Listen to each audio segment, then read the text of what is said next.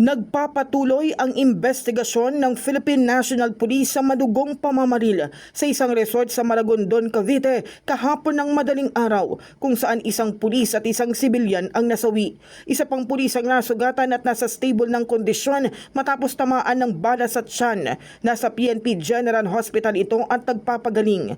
Ayon kay PNP Public Information Office Chief Colonel Allen Reyco, magkakasama ang mga sangkot sa resort at nagkaroon ng pagtatalo nang nasa parking area na sila at pauwi na. Initial information po na sir na na-receive natin ay magkakasama po naman sila doon, and for some reason nagkaroon ng argument when they were already at the parking area. Pauwi na po sila pare-pareho. Doon po natapos yung doon, of course.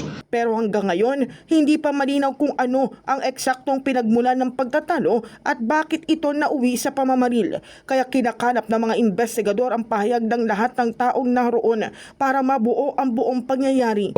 Ito po'y papagtagpi-tagpiin natin, pagsasama-samahin natin all the statements of everybody present in the area. Kukunin po natin ang mga statement para po makita natin ang whole picture, yung tunay pong nangyari dito. Kasama rin sa investigasyon ng ballistic examination sa mga baril at bala para matukoy kung saan nagmula ang mga putok na tumama sa mga biktima. Sinusuri rin ang pahayag ng suspect at ikinukumpara ito sa testimonya ng iba pang saksi at sa resulta ng scientific examination.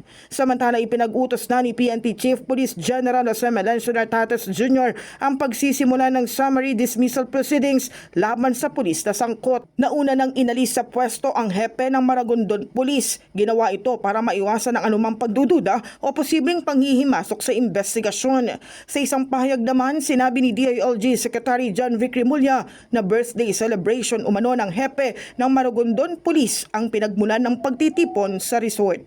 In the heart of changing lives, ako si Brigada Kath Austria ng 105.1 Brigada News sa FM Manila, the Music and News Authority.